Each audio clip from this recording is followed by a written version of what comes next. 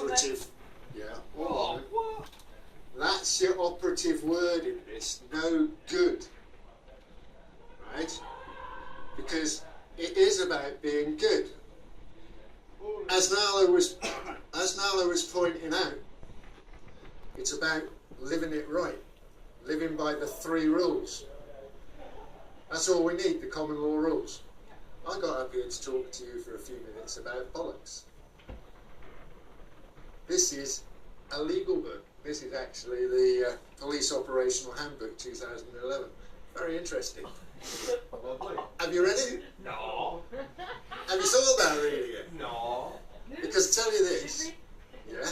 No. Because I tell you this, in this little book are all the offences that they say you can commit and their standards of proof of how to say that you've committed them. And if you don't know those things, how can you gainsay this twat in a uniform who's telling you that you've broken the law? We have to know what they call the law. It's not, it's legislation. We know that. That's a buzzword, it's a buzz phrase. It's gone around this, it's gone around SSOTL. We know this thing, but we also need to know this. We need to be versed in the system that they are hitting us with every day. Now then, this is full of bollocks.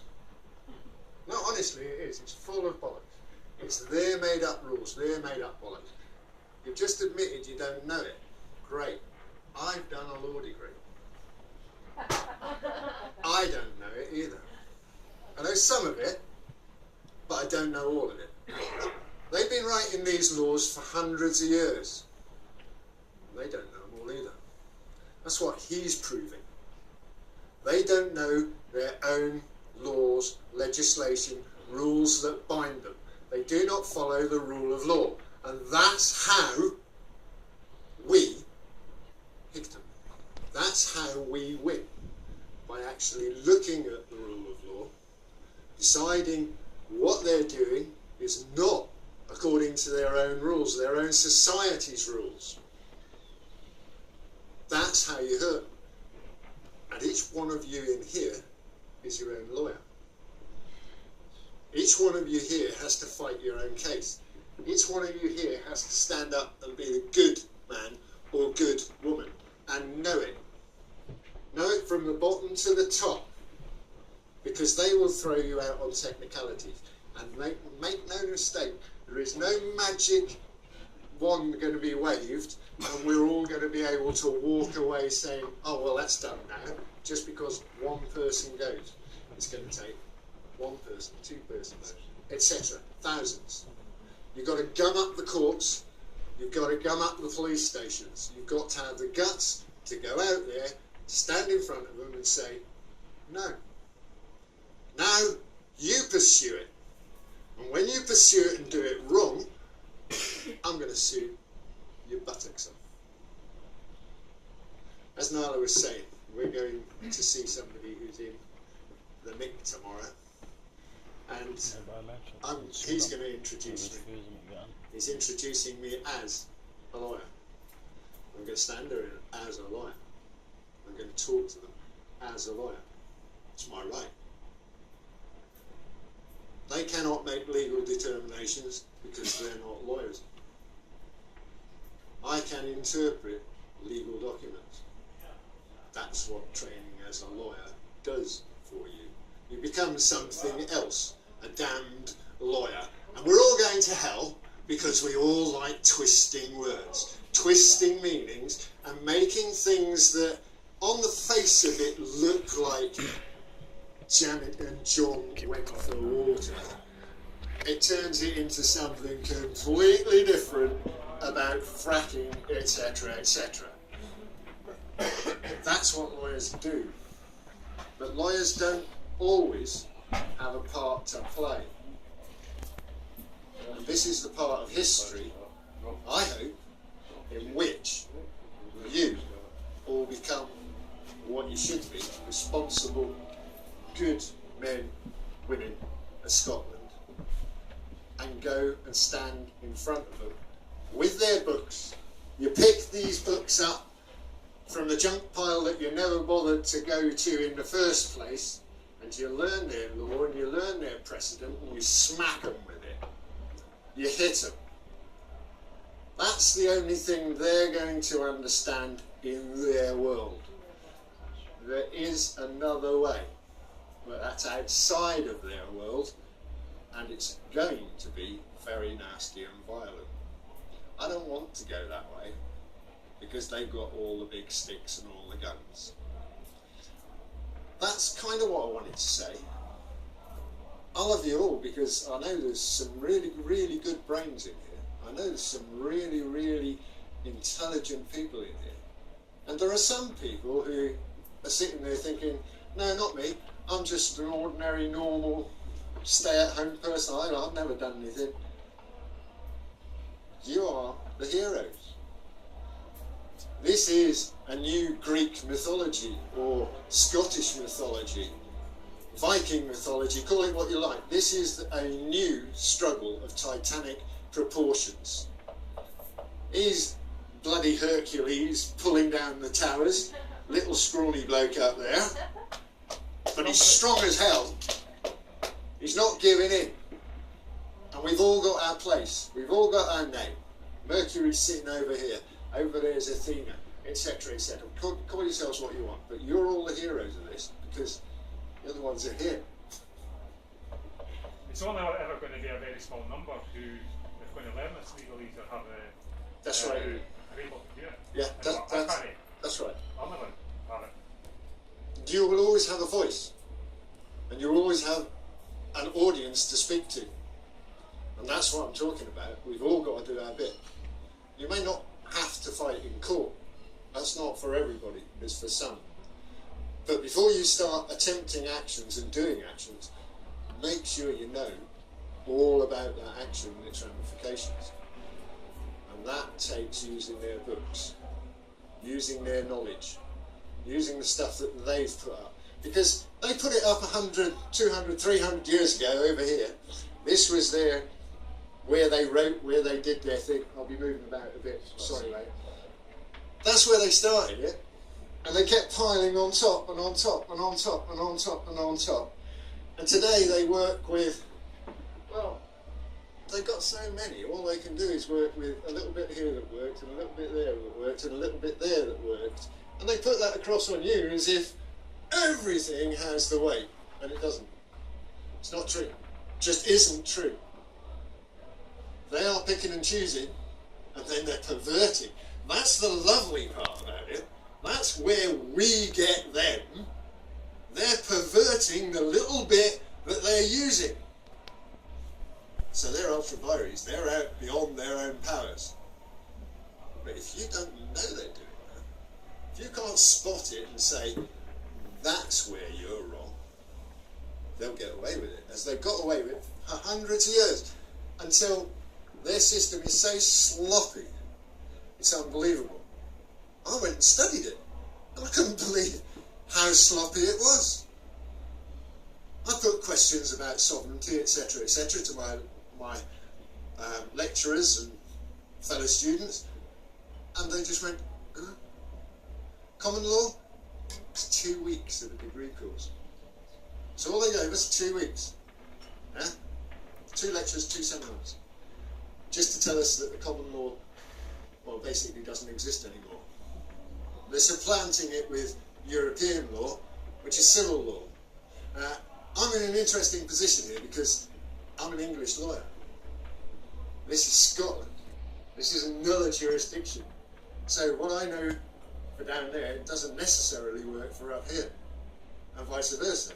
Scottish jurisdiction is not the same as the English because the common law works differently. And there's a lot of civil law in Scottish law. Civil law's European law. So they're muddying the waters. And they're trying to get you back to Roman law, the civil law of Europe, with all the legislation that's going on at the moment. And that shouldn't be allowed to happen. Scots law is what matters. Scots law is for the Scots. It's here.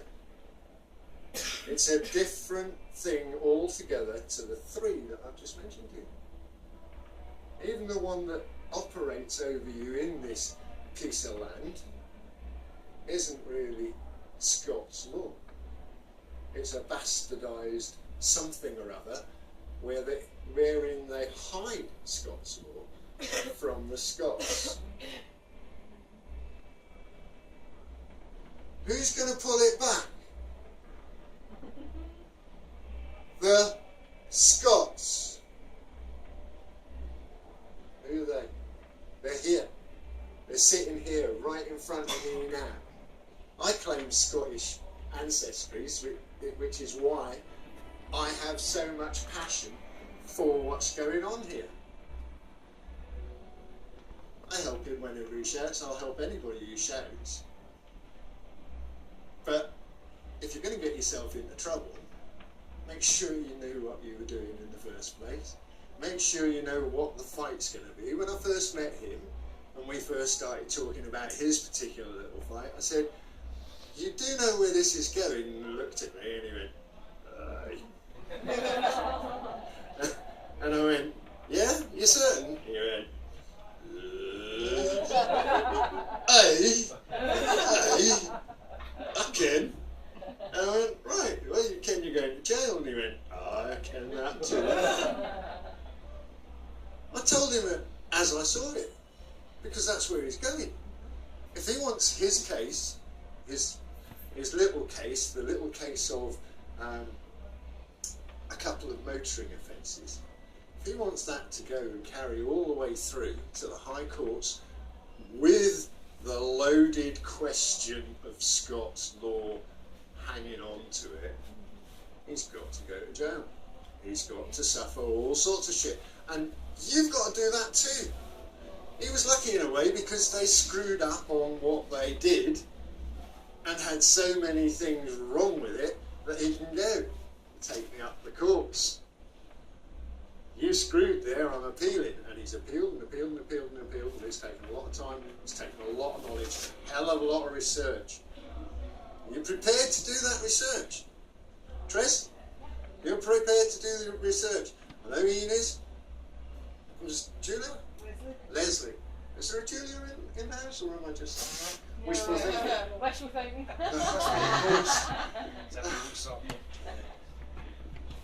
You've got to be prepared to do the work. And that's what I like about coming here, making the journey here, to see you here and doing this. And my little words here are words of encouragement.